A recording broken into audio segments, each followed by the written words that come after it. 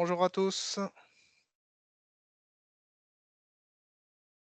soyez les bienvenus pour ce nouveau webinaire, question qui va porter sur nos questions-réponses sous un format donc AMA et pour sa deuxième édition. En intervenant, nous avons mobilisé donc plusieurs experts au sein du couloir hôpital, à savoir la Task Force Hôpital, en la présence de Nolwenn François, Inès Gouil, Clara Morlière. Nous avons mobilisé également les équipes MSS, à savoir Monsieur Brie, Monsieur Mike Guay. Je représente l'équipe accompagnement industriel. Certains me connaissent déjà, avec qui j'ai l'habitude d'échanger régulièrement. Pour la partie interopérabilité, nous aurons Monsieur Maël Priot et Monsieur Sylvain Demey. Également sur la partie offre et services ANS, Monsieur Marc Devos. Et pour la partie DMP, nous avons fait intervenir Monsieur Laurent Fenwick de la CNAM. Quelques petites règles d'usage. Bien évidemment, comme vous le savez, on vous remercie par avance de bien vouloir couper vos micros et vos caméras.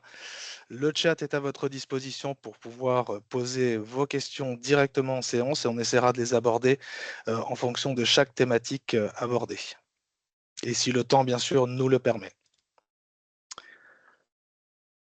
En ordre du jour, donc quelques actualités qui vous seront présentées directement par Clara.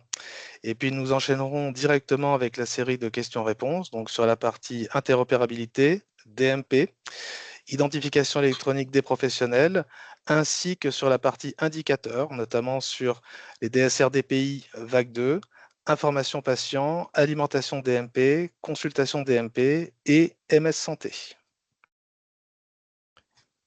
Et je cède tout de suite la parole à Clara.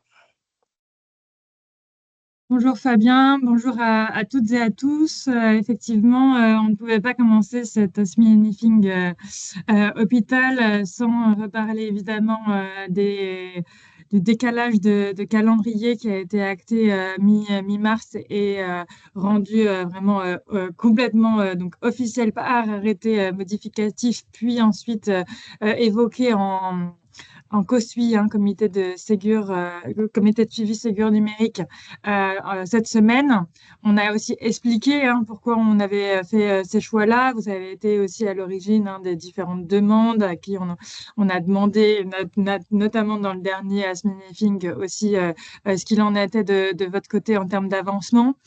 Donc, on n'a pas remis l'ensemble des slides, c'est pas l'objet de l'intervention là. On a juste remis les dates qui sont évidemment des dates limites et on sait que vous êtes mobilisés là tous pour pouvoir atteindre même avant ces dates les référencements. Il y a eu d'ailleurs des annonces cette semaine aussi au COSUI sur des nouvelles PFI référencées et donc voilà, on sait que vous êtes extrêmement mobilisés sur le sujet. Et c'est une des raisons pour laquelle vous nous posez pas mal de questions. On s'est dit avec Inès, quand on a revu l'ensemble des éléments qu'on voudra évoquer avec vous ce matin, que 1 heure et demie n'était pas de trop, et puis comme ça permet aussi d'échanger ensemble. Donc, vous retrouvez évidemment l'arrêté du 14 mars dans la slide et aussi le lien vers le 12e comité de suivi Ségur numérique sur lequel on a pas mal communiqué dans la slide et qu'on pourra mettre dans le chat.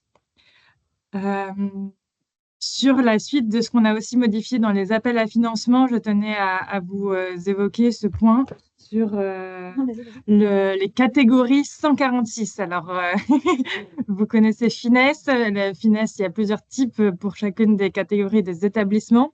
Et en l'occurrence, là, il s'agit des centres de dialyse. On avait bien intégré ce qu'on appelle les centres de dialyse, qui sont les catégories 141 dans la base des établissements éligibles avec les différents forfaits.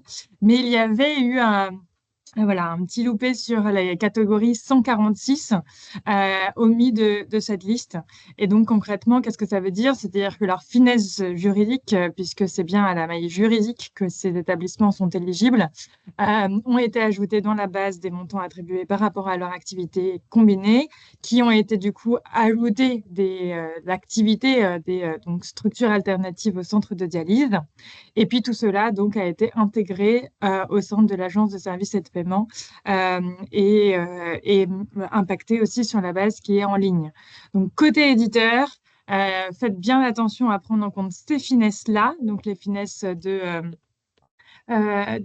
juridiques qui sont leurs finesses PMSI et du coup le montant qui a été impacté par rapport à l'activité combinée. Donc c'est une modification pour ceux qui ont des clients sur ce domaine. Faites bien attention à ces points-là et on a aussi déjà communiqué au sein à la fédération mais aussi aux ARS d'ailleurs sur le fait d'avoir une attention particulière sur les finesses utilisées et d'ailleurs ça vaut pour l'ensemble des bons de commande. On avait eu pas mal de sujets, comme vous le savez, en vague 1. Et donc, pour la vague 2, je suppose que vous êtes préparés, mais ça peut être pas mal de le redire. Voilà sur ces deux modifications qui a été fait sur les appels à financement. Et puis ensuite, il y a eu une dernière modification récemment. Je laisse Fabien en parler. Oui, merci Clara. Donc effectivement, comme l'évoquait Clara à l'instant, donc une petite correction dans le REM des pays vague 2, à savoir qu'il y a une petite coquille hein, sur le scénario de la preuve DMPUX.14.ter.01 qui était en fait un mauvais copier-coller pardon, du scénario de la preuve DMP UX.14.bis.02. Donc, à savoir que le REM a été corrigé. Il est mis à votre disposition sur le site directement de l'ANS. Le lien également vous est partagé. Et en parallèle, un mailing sera adressé aux éditeurs de DPI hein, qui sont engagés dans la vague 2. Et une information également vous sera envoyée via push au travers de votre espace authentifié. Et également, je me permets de vous rappeler de bien activer votre profil si ça n'est pas encore fait pour que vous puissiez bénéficier de toute mise à jour qui serait pertinente sur votre couloir. Et je vous propose directement d'entrer dans le vif du sujet et de passer directement aux questions-réponses. Donc, nous allons démarrer tout de suite avec la partie interopérabilité. Donc, pour une certaine fluidification, je vais me permettre de poser la question directement et je vais laisser nos experts répondre. Sur d'autres thématiques, d'autres personnes également interviendront pour poser les questions et faciliter la prise de réponse directement du répondant.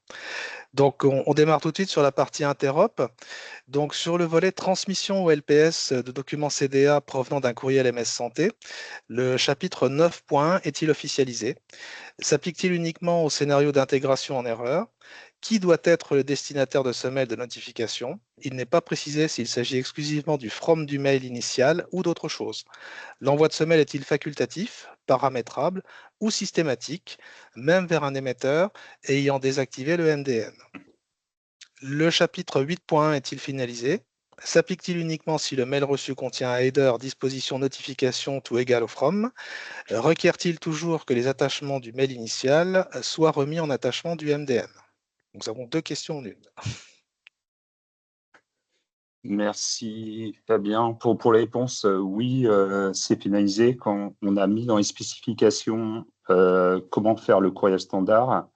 Et concernant la réponse aux différentes questions, dans le cas du Ségur, il n'est pas demandé de supporter le type MDN. Par contre, il est demandé de manière systématique de renvoyer les erreurs vers une balle paramétrable. Donc, les erreurs peuvent être sous la forme soit d'un MDM ou d'un courriel standard. La manière de faire ce courriel standard est indiquée dans la spécification, dans les différents chapitres. Et donc, dans le CISIS, on définit comment faire le MDM, et donc ça va être un from, alors que dans le Ségur Vague 2, on ajoute le fait de pouvoir envoyer une balle paramétrable, notamment une balle organisationnelle. C'est ces raisons qui nous poussent à demander d'ajouter les pièces jointes. Pourquoi? En fait, on va retrouver l'ensemble des erreurs vers une balle paramétrable et on pourra intégrer avec l'ensemble des pièces jointes de manière automatique l'ensemble des documents en erreur.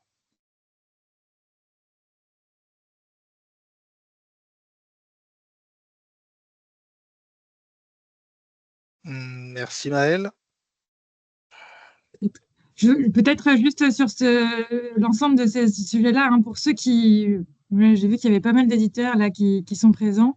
Je pense que vous rappelez qu'au tout début de la construction de la vague 2 du Ségur, il avait été envisagé hein, pouvoir faire des listes de travail au sein des pays directement pour faciliter leur gestion. Sauf que ça nécessitait énormément d'impact d'interface pour les DPI de gérer ces ajouts via cette réception des documents CDA provenant de la MS Santé.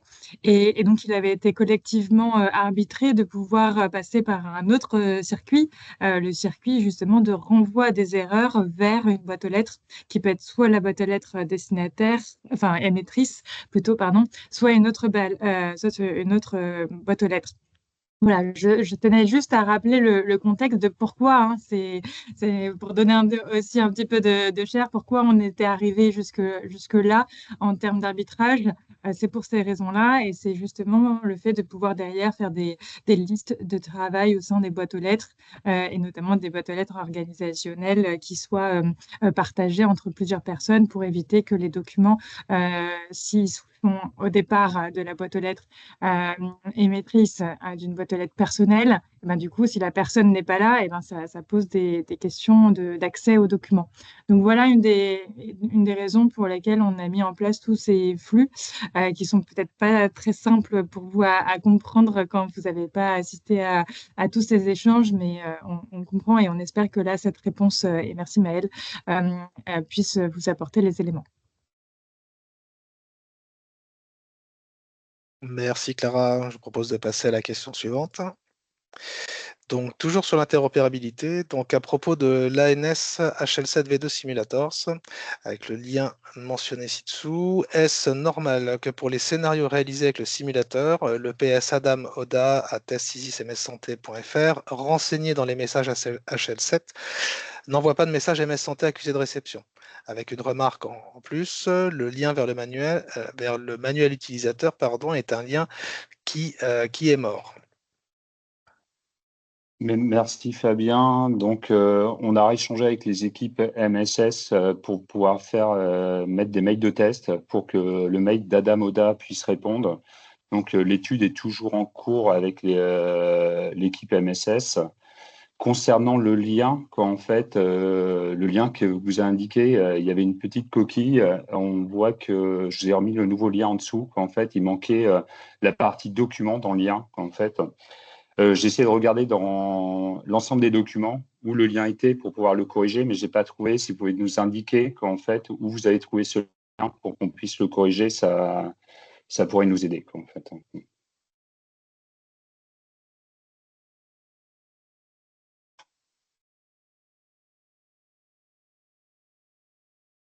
Merci Maëlle. Donc, je propose de passer à la question suivante, toujours sur la partie interop. Donc, notre PFI se compose de plusieurs connecteurs spécialisés et notre problème concerne la synchronisation des flux. Un premier connecteur réceptionne et analyse le message MDM, envoyant un ACK d'erreur si nécessaire. Si le message est correct, deux autres connecteurs autonomes et asynchrones prennent le relais, l'un pour le DMP et l'autre pour l'AMSS. Chacun peut détecter une erreur applicative et bloquer la transaction finale. Pour éviter l'envoi de ACK, nous pourrions ajouter un connecteur intermédiaire qui attend les retours pré-transaction finale des connecteurs DMP et MSS avant de générer un seul ACK. Est-ce qu'on ne pourrait pas envisager que les messages ZAM propres à chaque connecteur puissent transporter ces erreurs applicatives pré-transaction finale si elles sont détectées? Oui, merci Fabien. Je vais répondre sur cette question qui fait suite en fait à une question que l'on avait eue lors du dernier AMA. Donc il y avait sur le repository GitHub sur ce volet, on avait créé une issue. Il y a eu des échanges qui ont eu lieu sur cette issue et c'est vrai qu'il y avait le dernier sujet qui restait à traiter. Et donc, pour y répondre, dans le monde original de la gestion des ACK, il y a bien un seul message d'acquittement en fait qui peut être transmis. Et on pense que votre option proposée consiste à récupérer les erreurs de vos connecteurs en amont. Ça semble être la solution la plus appropriée dans le contexte du Ségur. Voilà, pour répondre à la question. Merci Sylvain. Avant qu'on passe sur une autre thématique côté DMP, est-ce qu'il y a des questions des interrogations spécifiques auxquelles nos experts pourraient répondre, toujours sur la partie interopérabilité, avant qu'on ne bascule sur la suite.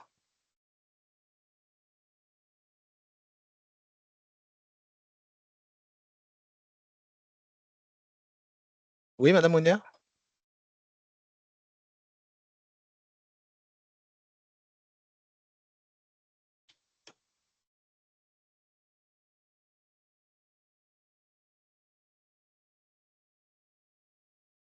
Je crois que le micro était désactivé et maintenant il faut le Oui, je l'ai démuter. réactivé justement. Je viens de le réactiver, Ouais. donc normalement, elle peut se démute. Oui, bonjour, excusez-moi, j'attendais que mon micro soit réactivé. Juste, je reviens sur la partie MSS pour qu'on soit bien d'accord. Dans tous les cas, que ce soit que le mail soit envoyé en erreur ou correctement, la PFI doit transmettre un mail sous format standard ou MDN à la PFI qui est initiatrice. Ce n'est pas que dans les cas d'erreur. C'est-à-dire que si le mail a été reçu correctement, voilà. On doit quand même envoyer l'information vers l'autre PFI de manière à ce qu'elle génère le ZAM vers le DPI ou le SGL qui a émis le document. Je vais laisser Maëlle compléter ma réponse. Mais, moi, il y a deux éléments différents. Il y a peut-être l'accusé de réception, qui est effectivement pour dire que le DPI l'a bien, entre guillemets, reçu. Donc là, Oui. effectivement, il y a cet élément qui est envoyé. Par contre, pour pouvoir déclencher derrière le fait que ce soit effectivement un mail d'erreur, là l'erreur est systématique. Par contre, l'autre, c'est plutôt juste de l'accusé de réception. Enfin, désolée, moi je ne parle pas suffisamment bien DevOps, mais en tout cas en termes de cas d'usage,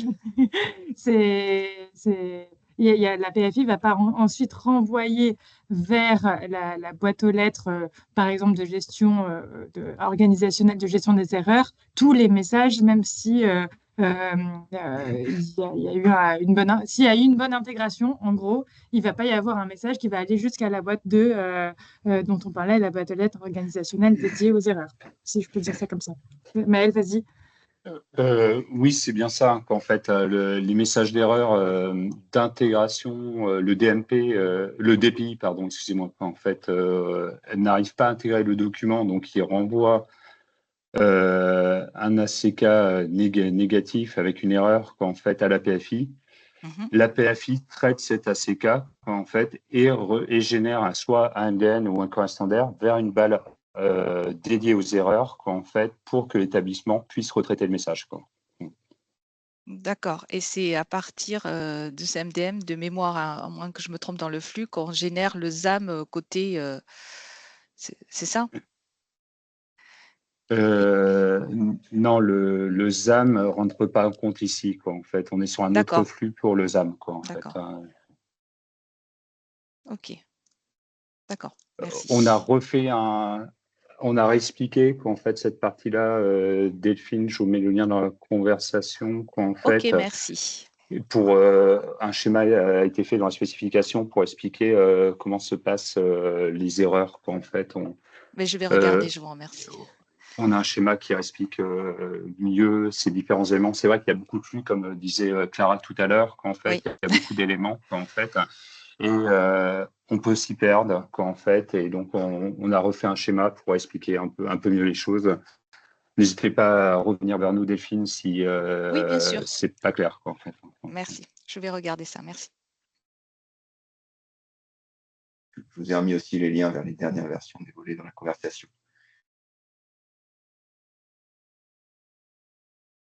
Eh bien, si nous n'avons plus de questions sur la partie interopérabilité, je vous propose donc de passer directement à la suite. Donc là, nous allons parler maintenant côté DMP. Alors, première question, donc sur R, l'exigence DMP R.03 précise le système doit être homologué CNDA pour le profil consultation avec le mode d'authentification R correspondant au guide d'intégration DMP, DMP3, transaction TD 3.1, 3.2, 3.3a, 3.3b, 3.3c, 3.3d. Après une réunion de pré-homologation avec le CNDA, il s'avère que la TD3.3c n'est pas possible en consultation R et la TD 0.10 est obligatoire pour l'homologation R.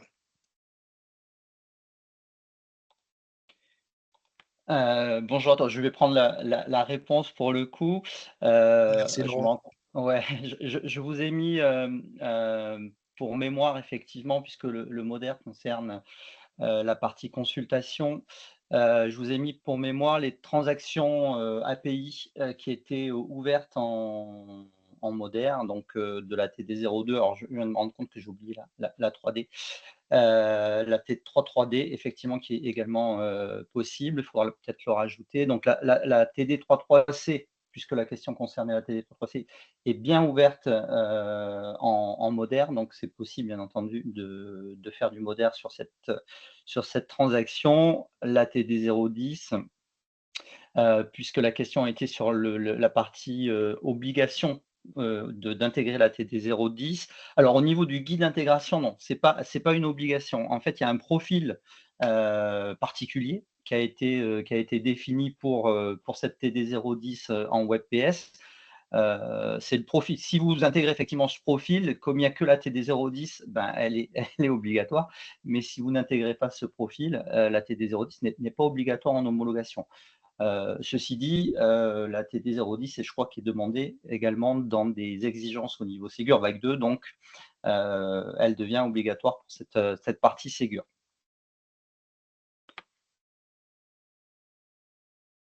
Oui, effectivement, j'en profite pour aussi donner un merci beaucoup, Laurent. Donc, effectivement, ce qui est demandé côté CNDA dans les différents profils que vient d'expliquer Laurent. Et puis, nous, on avait effectivement rajouté le fait que les appels contextuels en R et par PSC soient bien des exigences de la vague 2. Peut-être qu'on peut se demander pourquoi, mais en fait, il y a une réponse. Sinon, on ne les aurait pas demandé. Déjà, le fait que l'appel contextuel en mode R soit demandé, c'est parce qu'effectivement, notamment les notes de vaccination, pour ceux aussi qui étaient là au tout début des constructions du DPI, c'est d'ailleurs une forte demande en ce moment de pouvoir générer les notes de vaccination depuis les établissements de santé pour les alimenter dans le DMP, sauf que c'est une note de vaccination, c'est un document CDR de niveau 3, tous les DPI ne gèrent pas non plus les vaccinations, etc. Donc, il n'a pas été demandé dans le cadre de la vague 2 de générer les notes de vaccination. Pour autant, c'est possible de les faire directement dans l'interface DMP, dans le WebPS DMP. C'est pas aussi fluide, etc., bien entendu, mais c'est quand même intéressant. Donc ça, c'est un des cas d'usage, mais il y en a d'autres, évidemment, qui nécessitent de pouvoir faire l'appel contextuel via le mode R quand l'établissement est en mode R. Et puis, évidemment, quand l'établissement n'est pas dans le mode R, c'est tout à fait important. D'ailleurs, il y a des établissements qui nous reprochent de ne pas l'avoir mis en vague 1, cet appel contextuel autrement, donc notamment par ProSanté Connect. Voilà pourquoi les trois sont demandés et se complètent au sein des configurations que pourront mettre en place les établissements pour atteindre notre objectif collectif de la consultation de Mon Espace Santé.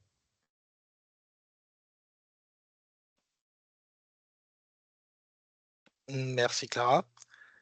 Je vous propose de passer à la question suivante. Donc, toujours sur la partie DMP. Donc, sur l'exigence DMP Conf 12, la preuve 1 demande l'identifiant du professionnel ou du dispositif à l'origine de la demande d'alimentation du DMP. Dans le contexte DPI, l'expéditeur n'est pas un PS, ça peut être une secrétaire ou un processus automatique. Et cela part d'une balle applicative connue de la PFI et non du DPI. C'est donc l'établissement qui réalise l'envoi. Nous ne pouvons pas mettre une identité de professionnel en tant qu'expéditeur, cela serait faux. Nous nous demandions donc ce que ça veut dire dispositif à l'origine de la demande. Est-ce l'établissement et que doit-on fournir comme identifiant?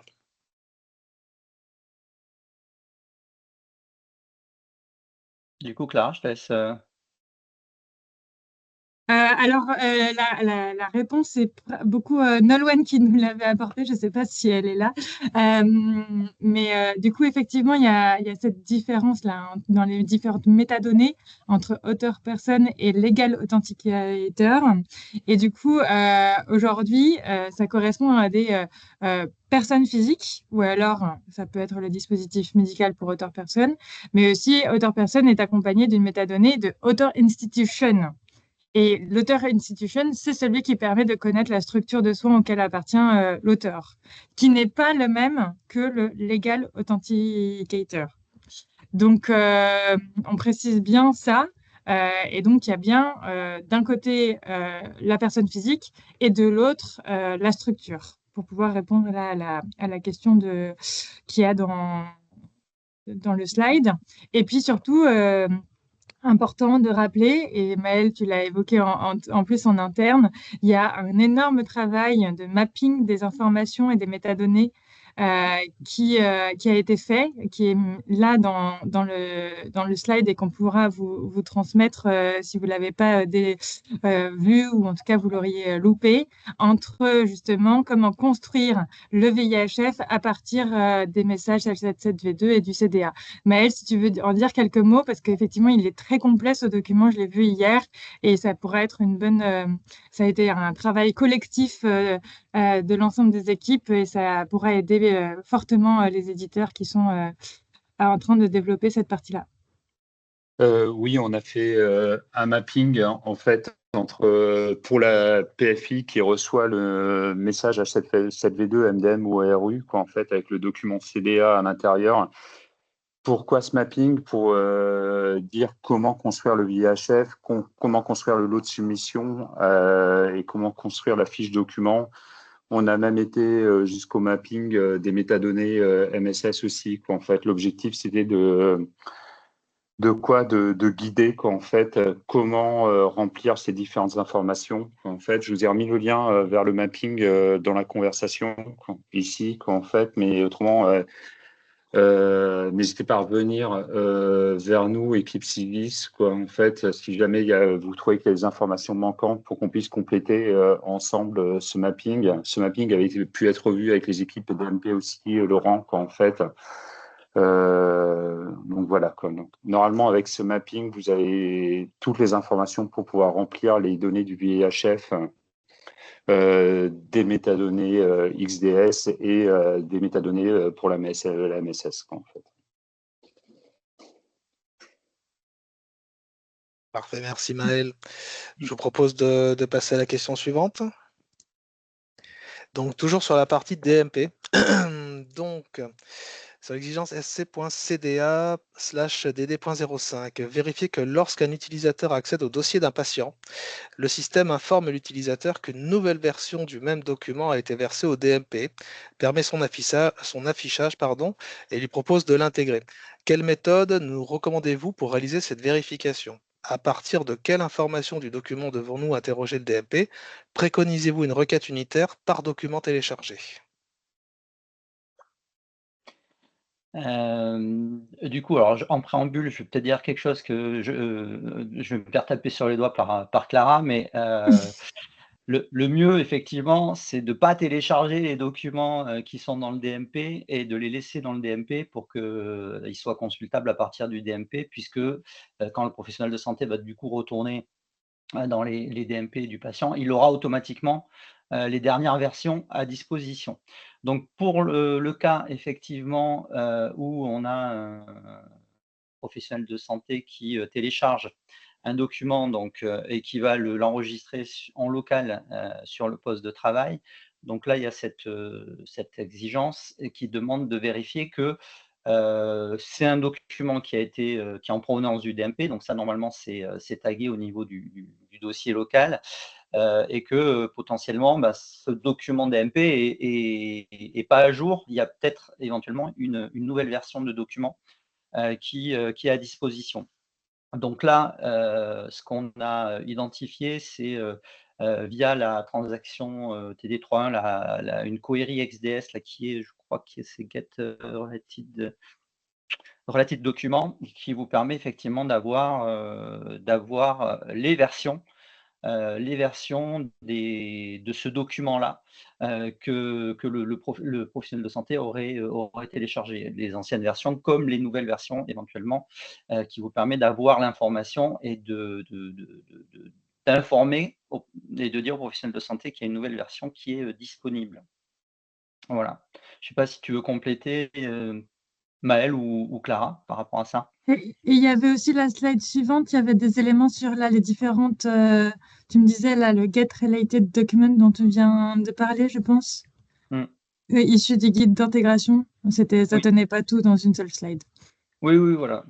C'est une requête XDS, effectivement, qu'on met en visibilité dans le guide d'intégration. Ouais. Bah après, là, je pense qu'effectivement, au niveau technique, tu as expliqué l'ensemble.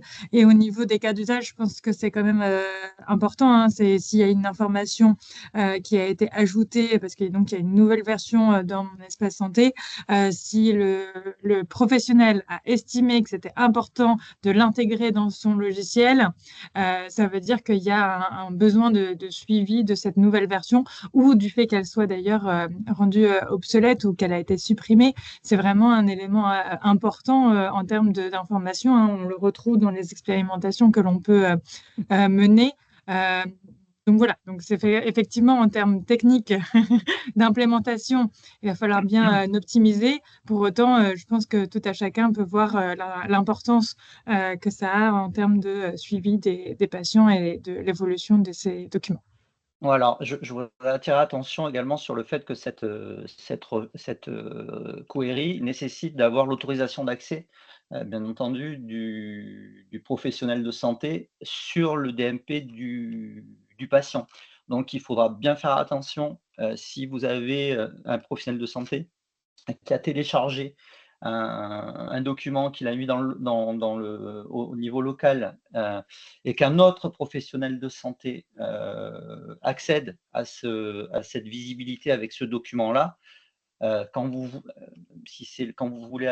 allez lancer la recherche, la TD3.1 sur ce document-là, elle ne pourra être faite par un autre professionnel de santé que s'il a les droits, l'autorisation d'accès du DMP. Donc, il faut bien gérer en amont, bien entendu, toute la partie consentement, positionnement de l'autorisation d'accès, etc., etc. Donc, voilà, ça a l'air de rien, mais c'est quand même quelque chose qui est un peu délicat à intégrer dans les logiciels.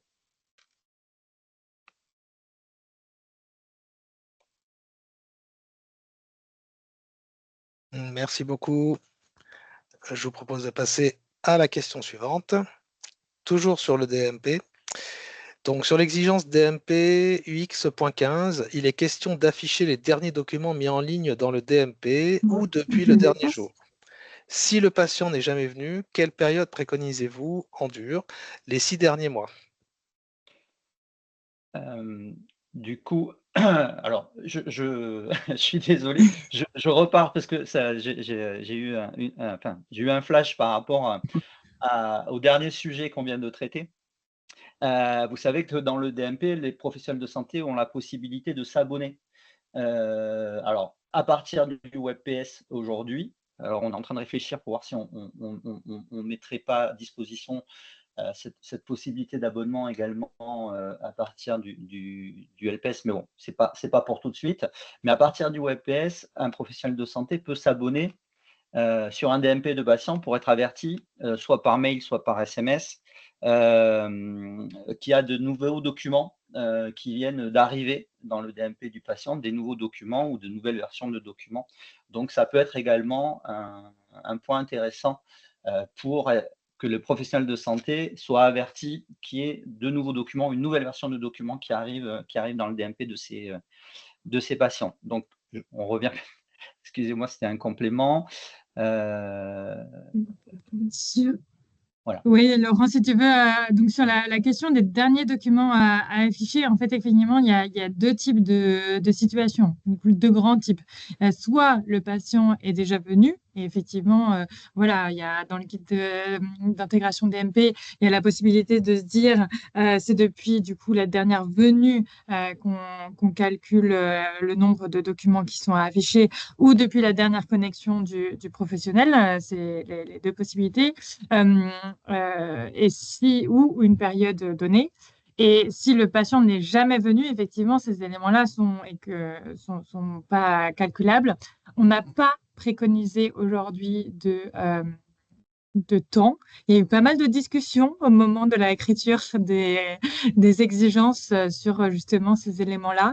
Ce qui a été vu avec l'ensemble des éditeurs, c'est de pouvoir vraiment, enfin, en tout cas ceux qui étaient présents dans nos ateliers, c'était d'indiquer que l'antériorité considérée est définie par l'éditeur par rapport au comportement préexistant du logiciel. C'est-à-dire qu'effectivement, si les professionnels et les utilisateurs du logiciel ont l'habitude de certaines durées d'affichage par rapport aux nouveaux documents, eh ben, il faut s'adapter à cet élément-là pour que ça soit cohérent dans l'entièreté du logiciel. C'est pour ça qu'on n'a pas préconisé. On pourrait dire facilement, effectivement, les 6 derniers mois, sauf qu'à partir du moment où vous le dites, bah, souvent, vous dites, bah, du coup, ça doit être comme ça. Non, vraiment, c'est en question d'ergonomie. Hein, et on a essayé, vous nous avez dit plusieurs fois qu'il ne fallait pas aller trop sur ce domaine-là. On y est allé un tout petit peu. Mais en tout cas, pour cette date-là, il faut que ça soit en cohérence avec l'ensemble du logiciel. Ça ne répond pas tout à fait à la question, mais c'est une de nos réponses. Et sur la partie dernière connexion de l'utilisateur ou autre, c'est bien décrit, hein, Laurent, dans la partie guide d'intégration DMP. Voilà, je fais oui de la tête. Je ne sais pas si tu voulais rajouter un point là-dessus. Non, ça va. Non, plus. Ok. Et ben, si tu veux, je prends celle d'après et tu complètes. En effet, une fois qu'on a montré le nombre de documents qui existent dans mon espace santé pour ce patient-là, on a aussi ensuite demandé de pouvoir montrer les métadonnées de ces documents pour qu'ils puissent choisir, que l'utilisateur puisse choisir pour pouvoir les visualiser. Donc, dans le scénario de conformité de l'exigence, on a fait un certain type de scénario pour voir vraiment l'ensemble des cas. En l'occurrence, c'est 4 documents avec 2 qui sont émis, donc qui sont dans le DMP par des tiers. Et on a aussi profité pour montrer ce qui pouvait être en invisible. Donc, il y en a 2 mis par des tiers, dont un invisible, et 2 documents issus de la structure, dont un invisible. Et donc là, ce qu'on souhaite voir, c'est évidemment tous les documents qui sont de la structure tiers, mais aussi, en tant qu'utilisateur, en tant que médecin au sein de la structure, si la structure a alimenté un document en invisible, bah, l'objectif, c'est que quand on revoit le patient, on lui explique et on peut le rendre visible pour lui, dans le cadre des fameuses consultations d'annonce. Donc, c'est pour ça que quand on souhaite ensuite montrer les métadonnées des documents qui sont dans mon espace santé, eh bien, au final, on va avoir 3 documents qui sont affichés, les 2 de l'entité tiers ou des entités tiers et le document invisible de la structure, donc, et qui doivent être bien identifiés. Par contre, la question, elle était, doit-on afficher la mention visible par le patient ? Alors ça, non. En fait, d'une certaine manière, on ne va pas l'afficher. Ça n'a pas d'intérêt particulier si, en plus, le document a été émis par la structure en elle-même. Donc voilà, si le document ne fait ni l'objet de masquage ni d'invisibilisation, il n'y a pas lieu de préciser que le document est visible du patient. C'est Inès qui a fait la réponse et c'est très clair. Enfin, j'espère pour vous. Laurent, est-ce que ça... Non, très bien. Très bien, effectivement. Faut que le PS comprenne, effectivement, hein, on a des documents aujourd'hui avec des niveaux de confidentialité voilà, qu'il faut mettre en évidence. Ceux qui n'ont pas de niveau de confidentialité particulier, qui sont visibles par tout le monde, notamment par le patient, bah, il n'y a pas besoin d'afficher, de faire un affichage particulier. Mais il faut qu'au final, ça soit compréhensible par le PS, quoi. Qu'il sache quand il y a des particularités, qu'il les voit bien et qu'elles soient mises en avant. On en profite d'ailleurs pour dire, parce qu'il y a pas mal de retours sur ce sujet-là, vous l'avez sûrement eu d'ailleurs si vous étiez au COSUI mercredi, la question des noms de documents, et notamment voilà, par rapport à leur affichage quand on montre les métadonnées, mais aussi le nom du document. Il y a une attention particulière à avoir là-dessus. Il va falloir probablement faire un petit plan d'action auprès de vous et des établissements sur le sujet, parce qu'aujourd'hui, c'est encore assez hétérogène hein, comme façon de faire. Et on sent qu'à partir du moment où les affiche, eh bien, il y a besoin d'être de plus en plus précis pour qu'on puisse orienter bien le choix quand il y a plusieurs documents de même type. C'est important de pouvoir de pouvoir bien savoir de quoi il parle. Voilà, j'en profite parce qu'effectivement, là, on parle des métadonnées des documents dans le DMP et ça revient beaucoup en ce moment dans les expérimentations que l'on fait. Merci beaucoup, Clara. Est-ce que vous auriez des questions spécifiques additionnelles sur la partie DMP avant qu'on passe à une autre thématique, sachant que Laurent a un petit impératif à 11 heures? Ouais. Il y avait une question là, de Catherine là, sur l'intégration du document. Je ne sais pas, Catherine, si vous pouvez Oui, peut-être préciser la question. préciser la question exacte que vous avez en tête.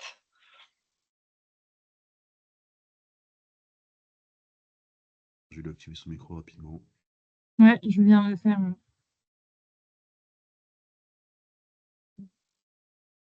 Que c'est bon.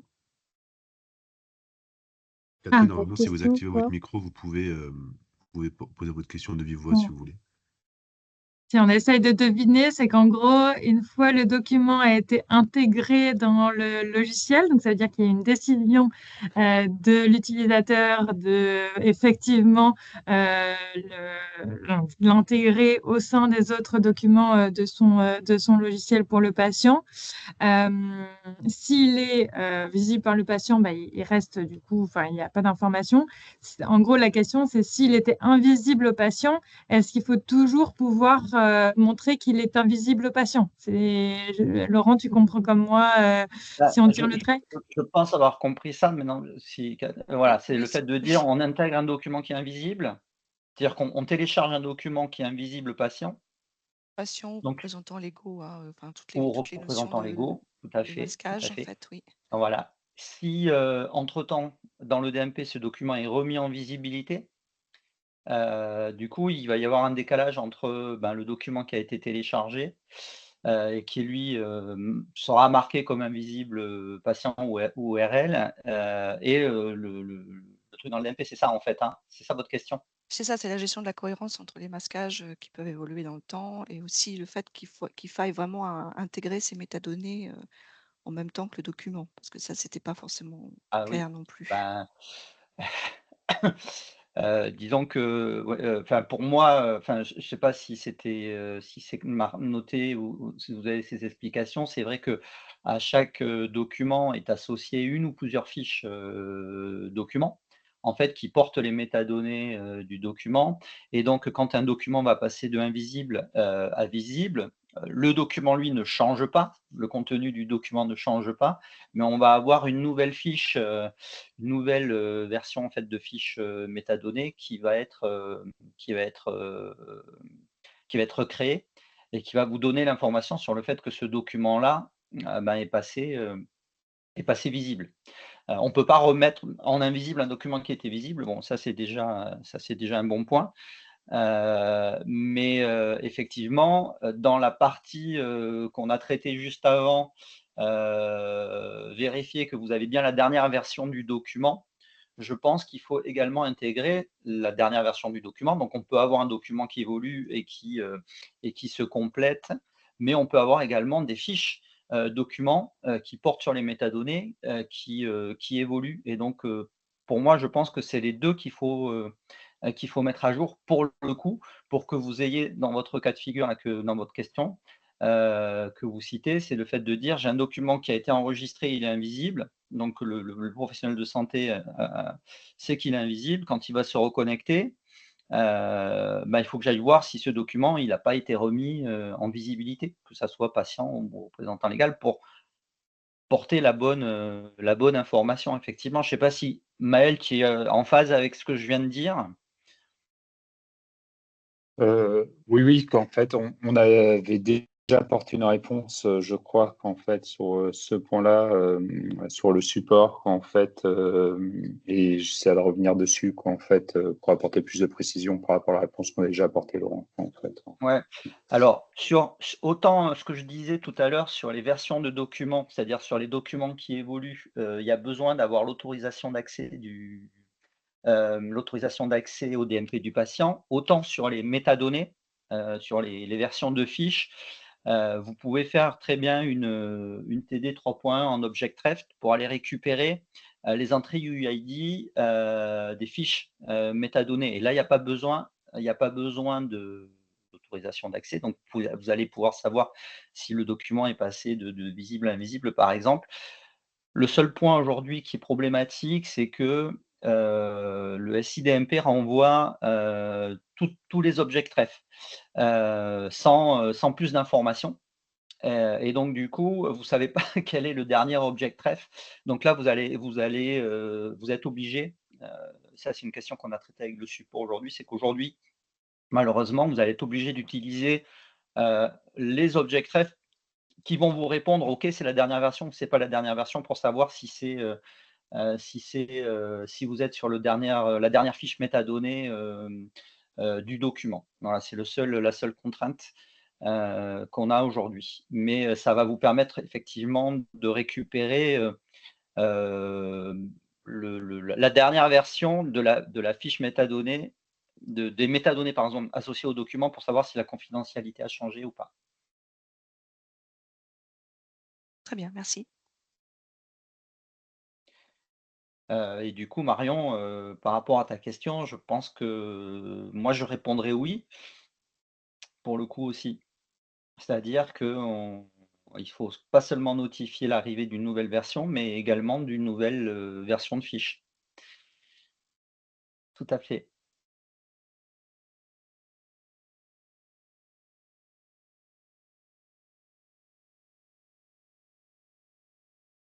Très bien, mais écoutez, s'il n'y a plus de questions sur la partie DMP, je suis désolé, je me fais également un petit peu le timekeeper, mais excuse-moi, oui. Fabien, il y a des questions. Si. Ah, pardon, ce que je ne dans les vois dans pas la toutes. Conversation, on a notamment une question par rapport toujours à la gestion des versions. Ah oui, question de Laurent, M. Peignet. vu que tu es encore là un petit peu. Oui, mais c'est la question de Marion, c'est ça? Non, c'est la question de Martin. C'est une autre question encore. Comme j'avais vu un pouce en l'air, je pensais que c'était, il n'y avait pas de question. C'était. Oui, non, en fait, il y a une question juste avant. Marion a validé que c'était intéressant et après, on a posé sa question. Mais donc, est-ce que là, tu as répondu qu'effectivement, il fallait prendre en compte la nouvelle version de fiche. Mais avant, il y avait la question de est-ce qu'on ne peut pas utiliser le setID pour gérer le versionning des documents? Je coupe un petit peu l'entièreté de la question. Je sais pas. Je la copie-colle, ou vous me la ferez passer la question, je vais regarder. Oui, on t'a fera parvenir. À moins que après je me ferai par mail, bien entendu. Mais ouais, je vais. Ah oui, effectivement, sur le volet structure. Oui, effectivement, le setID, il est devenu obligatoire à partir de la version 1.16 de la structuration minimale, mais même sur la version 1.15, il était fortement recommandé de l'utiliser pour gérer le versionning. Donc, effectivement, on pourrait l'utiliser. Bah, ouais, j'aurais répondu ça en première, en première réponse, mais voilà, je voulais pas, comme je suis pas sûr à 100%, je voulais effectivement valider avec vous, mais si tu dis que c'est OK, ça va. Ouais. Ça marche. Et on a Gaëtan qui souhaite également intervenir à l'oral, du coup, il faudrait activer son micro. Oui, c'est activé. Bonjour. Toujours dans cette gestion de version, là, M. Fenwick. Dans le cas où un médecin a donc l'autorisation de faire une consultation, donc consulte un nouveau document et choisit de l'intégrer dans le DPI en local, et qu'on imagine ensuite qu'une autre personne en local accède à ce document qui a été mis à jour entre-temps. Et que cette personne, par contre, elle n'est pas autorisée à consulter. Ouais. Qu'est-ce qu'on doit afficher dans le dossier? On doit dire, attention, vous êtes en train de consulter un document qui provient du DMP, mais vous n'avez pas la possibilité de vérifier qu'il ait été mis à jour, ou voire pire, supprimé. Donc attention, vous êtes en train de visualiser des données qui sont peut-être fausses. C'est un peu surprenant, mais je n'ai pas d'autre solution. Ben là, faut Ouais, on n'a pas bien compris la question. Je vais essayer de retraduire pour voir si j'ai bien compris la question. Du coup, c'est donc un professionnel de santé qui avait l'autorisation d'accès sur un DMP d'un patient, qui est allé consulter un DMP, qui a enregistré, téléchargé un document en local. Oui. D'accord. Donc ce document est tagué DMP et voilà. Un autre professionnel de santé donc arrive, rentre en local, a accès à ce, va dans le DM, enfin va dans le dossier patient local. Dans le dossier patient local du patient. Et donc là, ce que vous dites, c'est que ce professionnel de santé-là n'a pas l'autorisation d'accès. En tout cas, il n'a pas eu le consentement d'accéder au DMP du patient. Donc, du coup, il va se retrouver avec une vision locale où il va avoir les documents en local plus le document DMP qui aura été téléchargé. Et d'après ce que je disais tout à l'heure, c'est que pour aller vérifier qu'on a une nouvelle version du document et la mettre à jour, il faut avoir l'autorisation d'accès. Donc là, Clara, qu'est-ce qui se passe pour ce professionnel de santé-là? Est-ce qu'on doit lui dire que là, on est sur un document DMP qui a été téléchargé à telle date? Oui, ça c'est demandé, ça fait partie des exigences de bien montrer que le document provient du DMP. Et après et que potentiellement, il n'est pas sur la dernière version du document. J'ai pas compris d'ailleurs pourquoi. C'est parce qu'il ne fait pas partie de la matrice? Parce que là, en l'occurrence, il y a Non, ce n'est pas un problème de matrice, c'est un problème d'aller vérifier s'il y a une nouvelle version du document. Oui. Normalement, à ce niveau-là, on se doit de mettre une petite note comme quoi le document a été mis à jour, voire supprimé sur le DMP. C'est donc une exigence. Mais la personne qui est connectée n'a pas la possibilité de faire cette vérification-là parce qu'elle n'est pas autorisée. Dans mon exemple, elle n'est pas autorisée à consulter. Du coup, du fait de la matrice ou du fait d'autres raisons? Non, du fait qu'elle n'ait pas le consentement et qu'elle n'ait pas l'autorisation d'accès. Mais attention, il n'est pas unitaire, il se fait à l'échelle de l'équipe de soins, d'une part, et ensuite… si le patient a déjà eu un document qui est intégré dans son dossier, pour moi, c'est plus ce sujet-là. Donc, c'est pour ça que je pose la question de pourquoi le professionnel n'aurait pas accès. Donc, soit c'est une question de matrice, c'est par exemple… et c'est bloqué.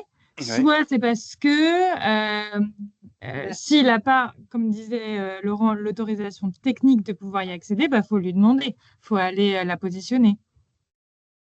En fait, du coup, quelle serait la raison pour laquelle le professionnel de santé, à part la matrice, bien entendu, n'aurait pas accès? Ou alors qu'il ne s'est pas connecté en 2FA. Qu'il a été bloqué par le patient. Donc, après, la question qu'on peut se Nous, ce qu'on a l'intention de faire à ce niveau-là… Pardon, allez-y. Non, excuse-moi, la question qu'on peut se poser, c'est qu'un document DMP qui a été téléchargé par un PS A, est-ce qu'un PS B peut le voir? Oui, dans le DPI, oui. Mais je pense excuse-moi Laurent, je pense que du coup, en fait, quelque part, on retombe aussi sur le sujet autour de la matrice d'habilitation des dossiers patients informatisés. C'est-à-dire qu'à un moment donné, si un professionnel, dans un monde bien fait, on sait que parfois, il y a des écarts, et d'ailleurs, il y a eu des recommandations de la CNIL dernièrement à ce sujet, mais si un professionnel a accès aux dossiers patients informatisés au sein de l'établissement, il est censé faire partie de l'équipe de soins, et donc par extension, si il est aligné avec les droits de la matrice d'habilitation du DMP, il a le droit de consulter le DMP du patient en question. Et donc c'est pour ça d'ailleurs qu'on alerte vraiment aujourd'hui les établissements sur le fait de se remettre au propre sur la matrice d'habilitation du DPI, parce qu'il y aura forcément un impact sur les conditions d'accès quand on est dans une logique intégrée. Mais je pense que la question, c'est il y a des cas où le professionnel n'aura pas accès. Et donc, en Voilà. gros, la question de ce que je comprends de Gaëtan, c'est qu'est-ce qu'on affiche à ce moment-là? C'est ça la question. Ouais, c'est ça. Donc, la nous, question, on a l'intention de mettre un petit message, une petite alerte. Attention, votre profil ne permet pas de synchroniser le statut du document que vous êtes en train de lire. Et donc, une petite alerte là-dessus, allez voir vos collègues qui, eux, auront le droit, des choses comme ça. Enfin, voilà, il faut qu'on trouve le terme. C'est ce qu'on a l'intention de faire dans ce cas-là. Si on est bien en phase. Moi, ça me va. Ça me D'accord. va. OK. Parfait. Merci beaucoup. Il y avait du coup une réaction de... Oui, Madame Berthoud. Oui. Votre je crois qu'en plus, il y avait une question dans le chat. Mais j'avais une question dans le Q&A. Nous, on s'interroge sur justement la gestion des versions. On est perturbé par... Alors, peut-être qu'on a mal compris un truc. Hein, ce qu'on a fait en faisant nos tests, c'est quand on change la visibilité d'un de nos documents, on a déposé un document sur le DMP, on change sa visibilité, ça change sa version. Ce qui nous inquiète sur ça, c'est qui est maître du numéro de version, parce que de ce fait, cette visibilité elle pourrait être changée de façon automatique par le DMP au bout de 2 mois, il me semble, s'il est invisible patient. Donc, est-ce que le changement de version peut être fait par un tiers? Et dans ce cas-là, est-ce qu'on doit vérifier nos propres documents? Oui. Oui, c'est-à-dire que vous allez alimenter un document qui est invisible patient, et ce document qui est invisible patient, il va pouvoir être remis en visibilité, soit par un autre professionnel de santé, dans n'importe quelle autre structure, soit en automatique, quand on aura activé la remise en visibilité automatique des documents au bout de 2 ou 3 mois, je ne me rappelle plus, au niveau du DMP. Donc, ça veut dire que globalement, vous allez, quand vous allez alimenter le DMP, vous avez en local un document où vous avez l'information que vous l'avez alimenté en invisible patient, c'est ça? Oui. Et du coup, dans ce cadre-là, effectivement, vous n'avez pas aussi forcément la dernière version de la fiche métadonnée, puisque ce document a peut-être été remis en visibilité entre-temps par quelqu'un d'autre. Mais moi, je m'interroge en termes de cas d'usage, parce qu'aujourd'hui, là, dans le REM, on a demandé pour que soit mis en visibilité le fait qu'il y ait une modification sur le document en termes de contenu. Là, tout à l'heure, effectivement, on évoque en termes d'attributs. Est-ce que c'est pertinent de pouvoir faire, là, parce que du coup, c'est revérifier tous les documents, pas que ceux qui ont été intégrés, mais aussi ce que tu évoques, Margot, le fait que ça soit ses propres documents de l'établissement. Et là, du coup, on passe sur un autre niveau. Enfin... mon inquiétude avec ça, c'est que même si c'était le document d'un tiers, c'est on change la version parce qu'il est invisible patient, il est devenu visible patient. Moi, le professionnel, il l'a vu et on lui dit qu'il ait changé de version et il ne voit pas de différence. Le professionnel, il va penser que c'est un bug. Il y a pas de le document, lui, en fait, il n'évolue pas parce qu'il n'y a pas une nouvelle version du document. Il y a une nouvelle version de la fiche, effectivement, de métadonnées associées au document.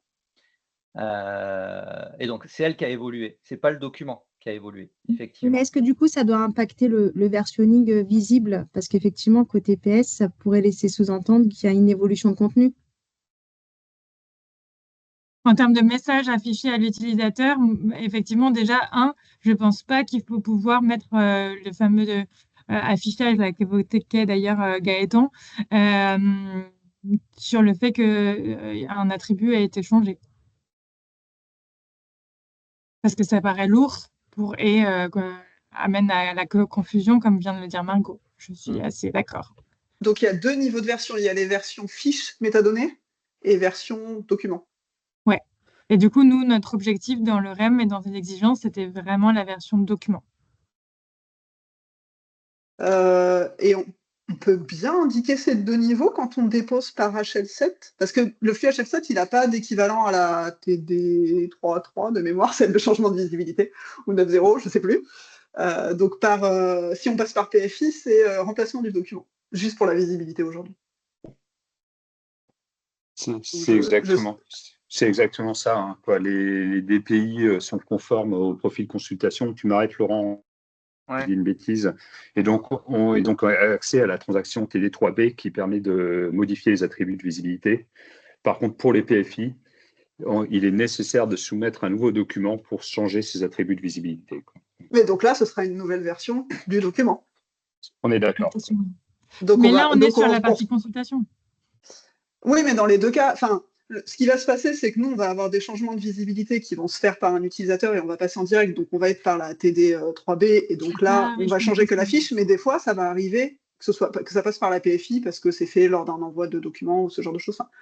Et puis ça dépendra des paramétrages des établissements. Et donc, on va avoir deux comportements différents. Et même, rien que le fait que quand on passe par la PFI, ça notifie, je retombe dans le cas où le professionnel, il va avoir une notification qui lui a dit qu'il y a une mise à jour de document, alors que pas réellement. Et l'autre inquiétude qu'on a, c'est que cette mise à jour, elle peut être faite par un tiers, et si cela modifie la version, ça me donne moi l'impression, je suis auteur du document, mon logiciel est auteur du document, et il y a quelqu'un d'autre que moi qui a changé la version. Merci de soulever ces points-là, notamment dans les réflexions qu'on a sur la partie invisibilisation. Laurent a une autre réunion là à 11h et je pense qu'on ne pourra pas craquer là maintenant tous ensemble, mais on prend bien vos questions et je pense que ça vaut le coup de se refaire un petit atelier avec les personnes qui sont partantes pour qu'on creuse un peu plus ce point-là sur la partie fiche et mise à jour des documents. C'est des éléments très pertinents. Voilà, sur ça, j'avais indiqué dans mes échanges mails, parce que j'avais déjà des échanges mails, que nous, on était preneurs de faire un échange, un call avec les techniques de notre côté. Donc, n'hésitez pas. OK. Et du coup, pour ceux qui sont intéressés dans les 40 personnes présentes, même s'il y en a qui sont côté chez nous, n'hésitez pas à le mettre dans le chat qu'on organise avec vous cet atelier et qu'ensuite on puisse le restituer dans un peut-être prochain Ask Me Anything, ou au moins avant aussi par FAQ. Ok. Merci Clara et Laurent. Merci, je me permets d'intervenir, je fais le timekeeper. Oui, tu fais bien. Et je vous propose de passer à une autre thématique. Et effectivement, s'il y a certains points qui n'ont pas pu être abordés côté DMP, n'hésitez pas à l'écrire dans le chat. On reprendra tout ça et on reviendra vers vous ultérieurement sur ces sujets, soit pour monter un atelier ou vous proposer une autre séance. Donc,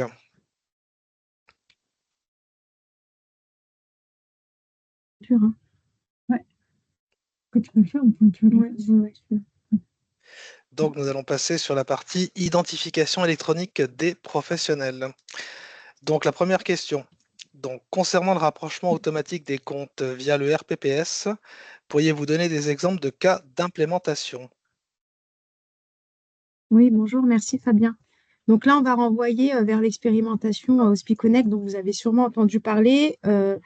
Justement, le rapprochement automatique des comptes au niveau local pour raccrocher l'identité locale à l'identité nationale, ça constitue vraiment un point dur aujourd'hui de la sécurisation de la chaîne d'identification électronique des professionnels en établissement et en structure de manière générale. Et donc, du coup, c'est vraiment un sujet qui est instruit aujourd'hui dans le cadre de l'expérimentation Hospiconnect, qui se situe dans sa phase alpha et qui va faire l'objet prochainement d'un retour d'expérience intermédiaire pour justement vous mettre en lumière la manière dont auraient procédé les établissements pour réaliser ce rapprochement. Voilà. Donc, en termes de jalons de retour d'expérience intermédiaire, je ne peux pas vous donner de date aujourd'hui, mais en tout cas, il est en train d'être finalisé et dès qu'on aura la date de la publication de ce REX, on vous tiendra informé. Et ensuite, pour la deuxième question, je te laisse, Fabien. Oui, comment peut-on sécuriser la saisie du RPPS dans la fiche de l'utilisateur? Récupération obligatoire via annuaire santé, pour l'interrogation ou autre? Je prends la réponse. Bonjour, Marc De Vos à l'ANF. J'espère que j'ai bien compris la question, mais bon, la saisie du RPPS dans la fiche de l'utilisateur, donc je pense qu'on parle des médecins de l'hôpital, bien sûr. C'est un peu en lien avec la question précédente en réalité. C'est-à-dire que le vrai sujet, c'est comment on sécurise l'identification sur toute la chaîne. Donc ça, éventuellement à partir du SIRH, mais enfin au moins autour de l'Active Directory et de l'enrôlement de la carte ou de la ICPS ou d'un MIE du professionnel, et que ça aille en bout de chaîne jusqu'au DPI. C'est plutôt ça, je pense, l'idée générale, hein, il ne s'agit pas de saisir simplement un numéro RPPS dans un outil isolé du reste du SI, associé à une identification qui ne serait pas forcément comment dire, conforme. Voilà, donc peut-être si la personne qui a posé la question peut préciser le contexte. C'est assez dépendant aussi, bien sûr, de la configuration des différentes briques du SIH. Je ne sais pas si on peut donner une réponse très générale.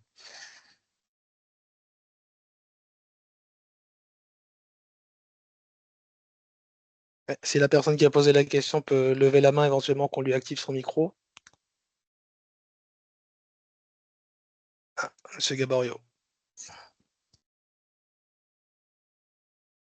C'est bon, normalement, il peut activer son micro. Oui, bonjour, vous m'entendez?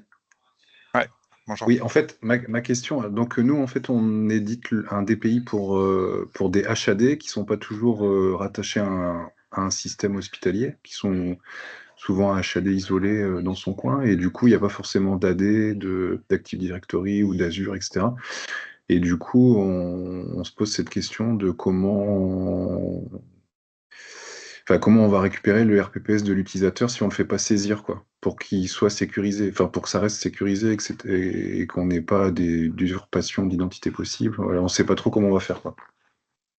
Les utilisateurs, c'est plutôt des médecins ou c'est d'autres Les utilisateurs, ça peut être des infirmières coordinatrices, ça peut être un médecin, ça peut être le secrétariat médical. Bon, avec bien sûr pas les mêmes droits, mais j'ai tendance à dire, dans un contexte comme ça, là, où il y a pas on n'est pas adossé à un SIH, peut-être partir de la CPS ou la ICPS du professionnel en cause, hein, parce que ça, c'est sa pièce d'identité électronique. Ça garantit que c'est la bonne personne et que la carte ou le téléphone est dans la bonne poche, dès lors qu'il tape son code confidentiel. En fait, ce qu'on se disait, c'est qu'on aurait pu effectivement récupérer le RPPS soit par une saisie, soit par un appel à l'annuaire santé dans notre fiche utilisateur. Et du coup, le rapprochement, avant de le faire automatiquement, on demande à l'utilisateur de quand même saisir son mot de passe pour être sûr que c'est le bon. Comme ça, on a le RPPS plus le mot de passe. Ouais. Vous ouvrez le compte avant d'ouvrir l'accès, en fait. Ouais, voilà, on fait un rapprochement qui est, on va dire, semi-automatique, quoi, on trouve l'utilisateur par son RPPS, mais on lui demande de saisir son mot de passe pour être sûr que c'est le bon, quoi. Son mot de passe, son code PIN? Non, le mot de passe du compte dans l'application, quoi. Ouais. C'est pas vraiment du deux facteurs. Enfin bon. Voilà, c'est ça. Enfin, voilà, c'était l'origine de ma question, c'est qu'on se demande comment on va faire pour répondre à cette exigence-là, quoi. Peut-être réfléchir à implémenter ProSanté Connect, j'ai envie de dire, hein, parce que dès lors qu'on est dans un contexte comme ça, où si je comprends, les utilisateurs sont un peu éclatés, c'est du SaaS, j'imagine, Ouais, c'est du SaaS, mais on l'a ProSanté Connect, en fait, mais on doit faire le lien, si j'ai bien compris, là, le rapprochement, on doit faire le lien entre l'identité ProSanté Connect et l'identité dans notre système, quoi, pour qu'il puisse se connecter automatiquement à notre application via ProSanté Connect. C'est ça l'objectif.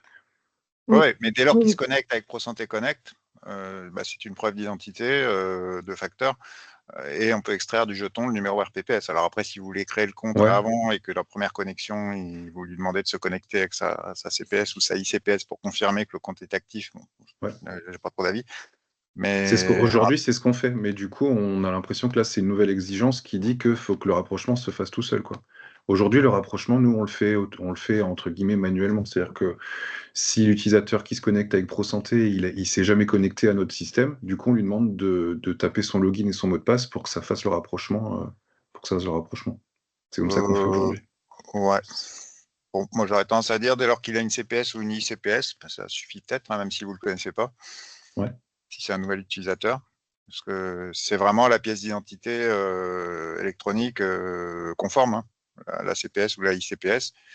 Et ça, dans la connexion, dans le jeton ProSanté Connect, vous récupérez le numéro RPPS de manière on ne peut plus fiable. Donc, aller faire des vérifications auprès de l'annuaire santé, je vois pas très bien la valeur ajoutée. Oui, Je ne sais pas si ma réponse vous non, convient. ça, je comprends pas, mais parce que dans le jeton, on a le RPPS, je suis d'accord, mais si on doit faire un rapprochement automatique, on doit aller vérifier ce RPPS dans notre système s'il existe ou pas, si on veut faire un rapprochement. Ou alors on n'a pas compris l'exigence, mais. Pardon. En fait, ce que je comprends, c'est que pardon, Inès. Ce que je comprends, c'est que vous ouvrez des comptes utilisateurs associés à des numéros RPPS qui sont saisis, et ensuite que les utilisateurs peuvent accéder à l'outil avec un login mot de passe. Oui, c'est ça. L'utilisateur, il peut accéder soit avec un login mot de passe, soit avec sa ICPS. C'est où, quoi. C'est ce qu'on avait implémenté en vague 1. D'accord. Attends. Peut-être, en fait, on en discutait. Ouais, vas-y, si tu veux. Moi, je pense que, vu qu'il y a pas mal de questions sur le sujet des indicateurs après, et que là, je pense pas pareil qu'on va le craquer là, je vous propose qu'on en rediscute là sur ce cas isolé des structures sans AD, que vous nous présentiez la façon dont vous fonctionnez actuellement et ce que vous envisagez. On se prend 30 minutes la semaine prochaine également pour qu'on puisse mieux voir là, parce que je pense que là, on se lance dans une discussion avec tout le monde. Pour autant, je pense que ça intéressera tout le monde. Vous savez qu'en ce moment, on a des discussions intenses encore sur justement par rapport à l'expérimentation alpha, comme vient de le dire Inès. On a repris tous ces éléments-là en interne. Il y a beaucoup de discussions pour revenir vers vous avec des éléments de configuration et d'explication les plus simple possible. Cet après-midi, d'ailleurs, en comité avec les industriels, avec les fédérations, il y a de nouveau des éléments là-dessus. Donc, c'est pas la fin de la discussion. On pourra revenir vers vous à la fois, pour traiter des cas particuliers comme vous l'évoquez, et ensuite les intégrer dans des présentations plus globales. Merci. Merci à tous. Eh bien, je propose de passer directement à la suite.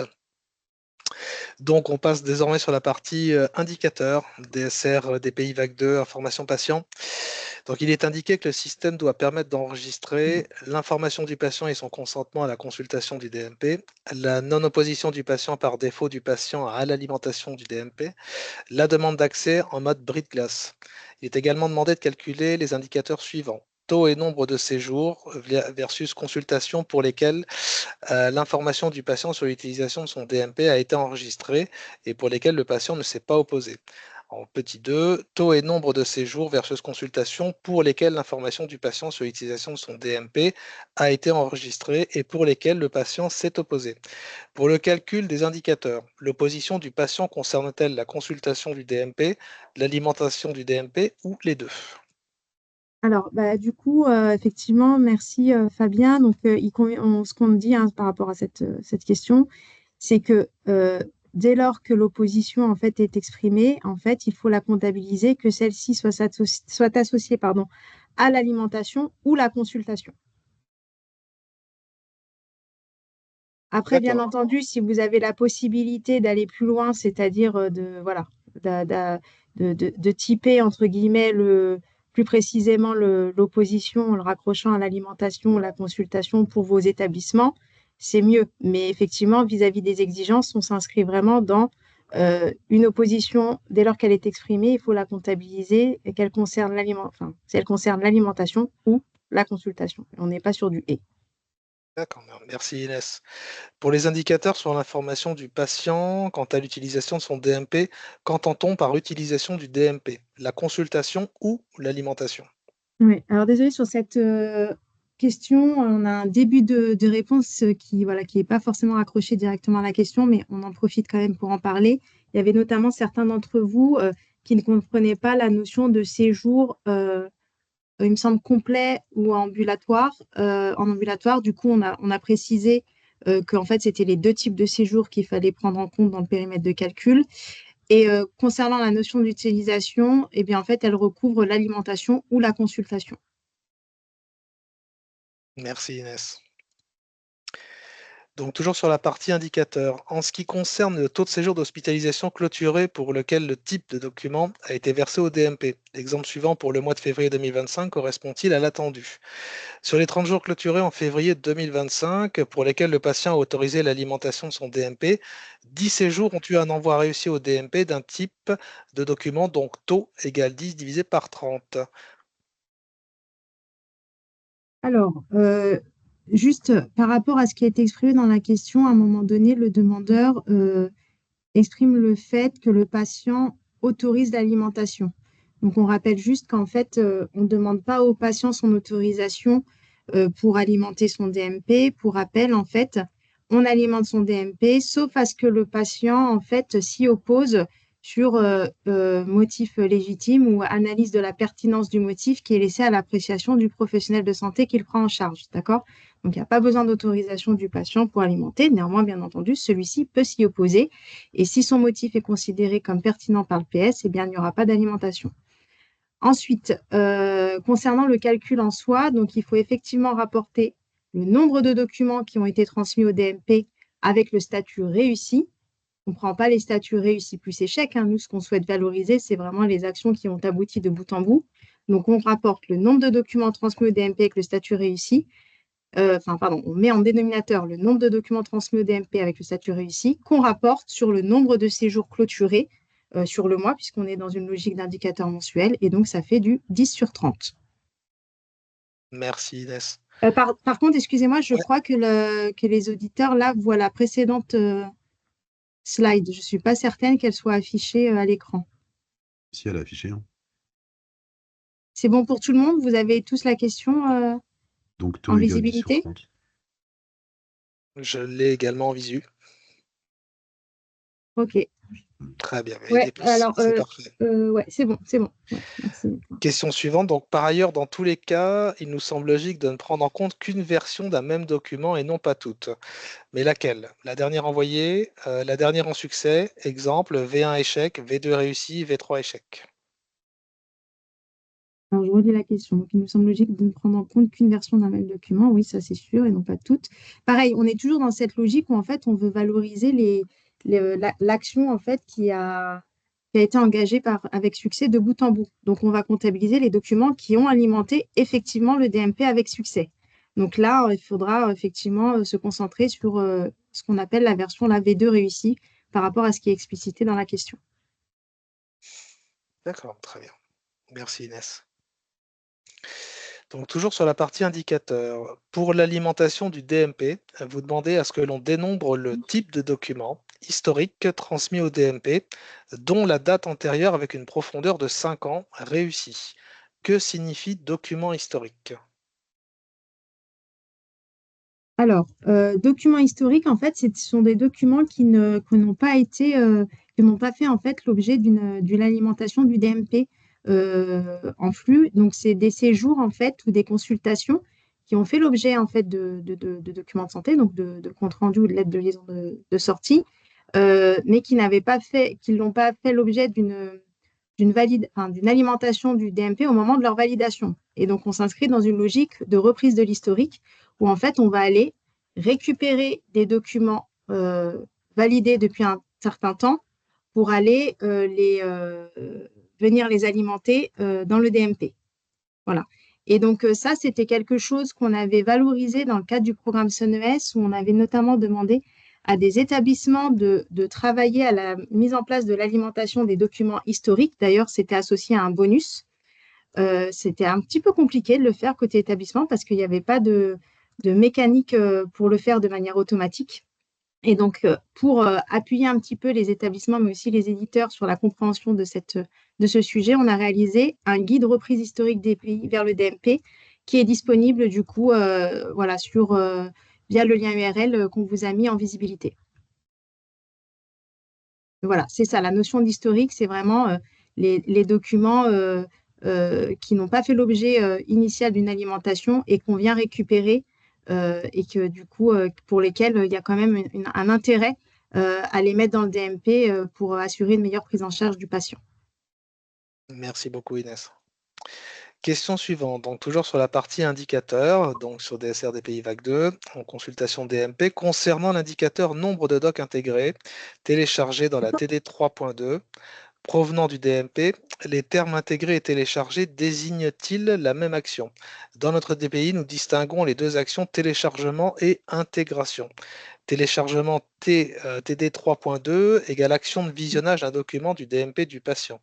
Nécessite la transaction TD 3.2 égale téléchargement du doc sur le serveur applicatif. Intégration égale action d'intégration du document dans le DPI du patient.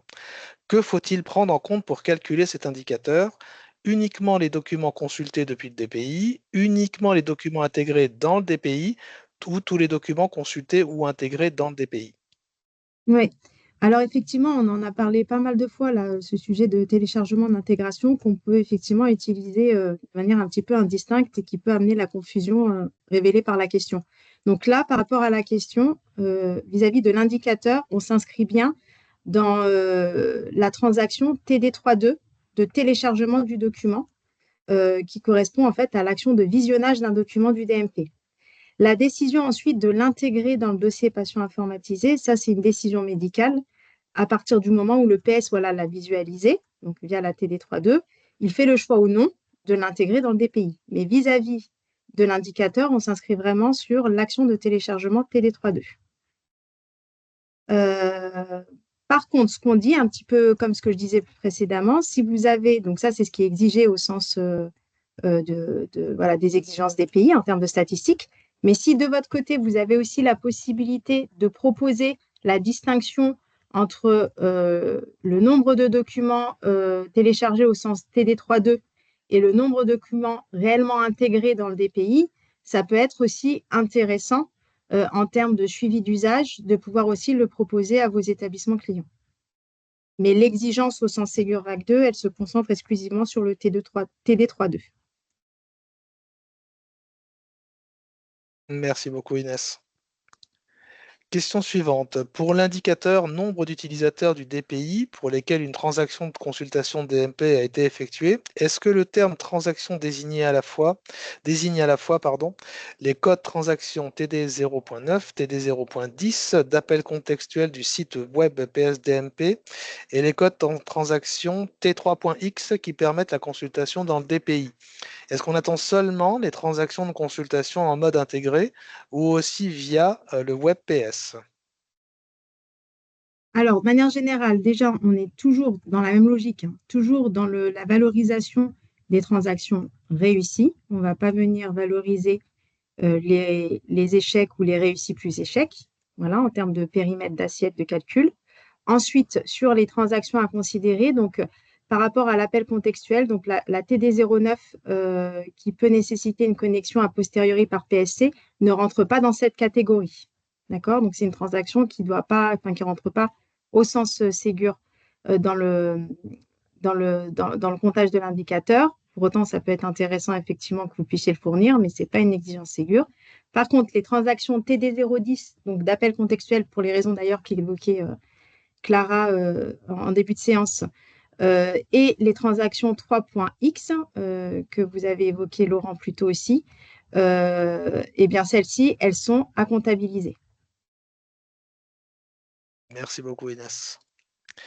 Question suivante. Donc pour la consultation du DMP, pouvez-vous nous apporter des précisions sur l'indicateur suivant? Nombre d'utilisateurs pour lequel une transaction de consultation DMP a été effectuée et le ratio sur le nombre total d'utilisateurs par profil métier, nombre réussi ou réussi plus échec. Là, pareil, en fait, c'est un peu toujours la même logique, je me répète, mais je pense que vous l'avez compris, on est vraiment dans la valorisation de ce qui marche, et donc il faut dénombrer les transactions réussies. Voilà, et donc on est toujours sur les transactions que je viens de présenter précédemment, c'est-à-dire la TD010 et les TD3X. Pour la consultation du DMP, pouvez-vous nous apporter des précisions sur l'indicateur suivant? Taux de séjour d'hospitalisation clôturé pour lequel un utilisateur a intégré du DMP, un type de document issu de la matrice d'habilitation DMP, réussi ou réussi plus échec. Alors là, la formule de calcul, c'est qu'en numérateur, on va mettre le nombre de séjours clôturés pour lesquels des documents ont été récupérés de manière réussie par la transaction du coup TD3.2 sur, en dénominateur, le nombre de séjours clôturés sachant qu'on est sur une fréquence mensuelle, donc c'est par mois. Merci beaucoup, Inès. Toujours sur la partie indicateur, donc pour la consultation du DMP, pouvez-vous nous apporter des précisions sur l'indicateur suivant?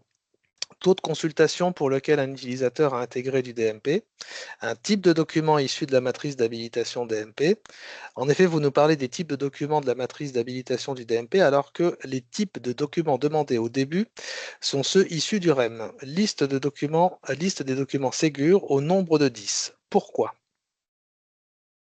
Alors, quand on parle de documents Ségur, c'est des spécifications, effectivement, dans le sens où on exige que les DPI soient capables voilà, d'alimenter un certain nombre de documents qui sont typés selon les exigences, par rapport aux exigences Ségur.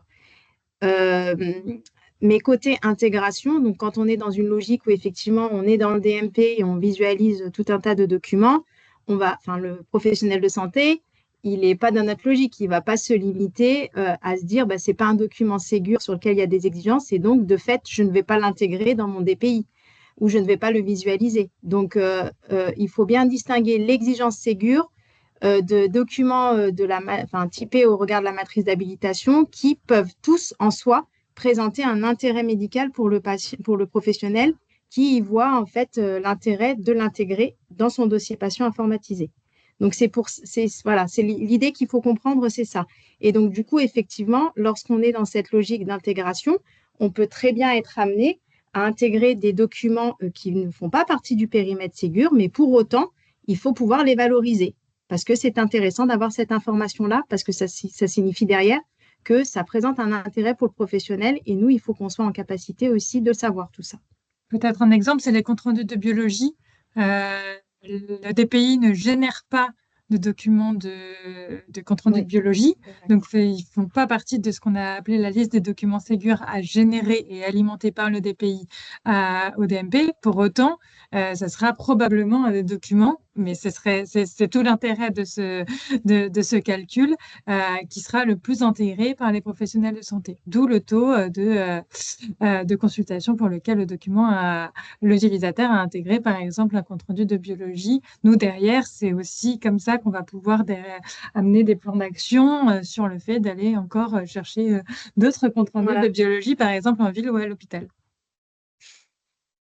Merci beaucoup. Donc, question suivante pour l'envoi vers la MSS Pro. Pouvez-vous nous apporter des précisions sur l'indicateur suivant? Taux de séjour d'hospitalisation clôturé pour lequel un type de document a été envoyé par MS Santé. Réussi ou réussi plus échec. Bon, je pense que là, au bout de la 10e, vous avez compris. On est juste sur des séjours clôturés qui ont donné lieu à un envoi effectif, c'est-à-dire réussi. Parfait. Merci beaucoup, Inès. Donc, question suivante. Pour l'envoi vers la MSS Pro, pouvez-vous nous apporter des précisions sur l'indicateur suivant? Taux correspondant de santé ayant un mail MSS Santé à qui a été envoyé un type de document par MS Santé, réussi ou réussi plus échec? Pareil, même réponse. On considère exclusivement les correspondants vers qui, en fait, les envois MSS ont abouti. Donc, ça veut dire ont été effectifs.